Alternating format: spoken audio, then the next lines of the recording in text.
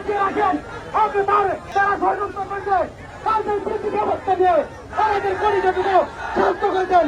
সবাইকে ধন্যবাদ। আসসালামু আলাইকুম।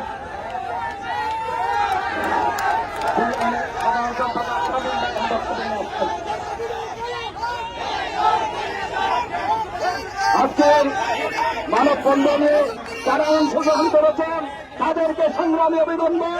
আমাদের ছেলের কৃতি সন্তান আমাদের ব্যারিস্টার সৈয়দ সাইদুল হক সুমন ভাইকে যারা হত্যার পরিকল্পনা করেছেন তাদেরকে আইনের আওতায় অবিলম্বে তাদেরকে শাস্তি প্রদান করে আমাদের মাননীয় প্রধানমন্ত্রী শেখ হাসিনার কাছে আমাদের মাধবপুর চুনারঘাটবাসী আকুল আবেদন।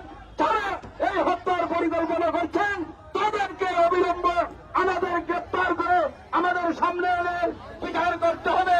না হয় সারা বাংলাদেশের ঘরে ঘরে আগুন জ্বলে উঠবে। ওই লিলিহাট শিকার এই সংগ্রামের রূপ নেবে। অতএব এই পরিকল্পনাকারীদেরকে অবিলম্বে গ্রেপ্তার করতে হবে। এই বলে আমার বক্তব্য এখানে শেষ করতে বাংলা জাতীয় বাংলা এই বক্তব্য কমিশন আছেন ধর্মঘট থেকে হেলাল ভাই। আজকে আমরা যে মানববন্ধনের সহযোগিতার আমরা এক হয়েছি।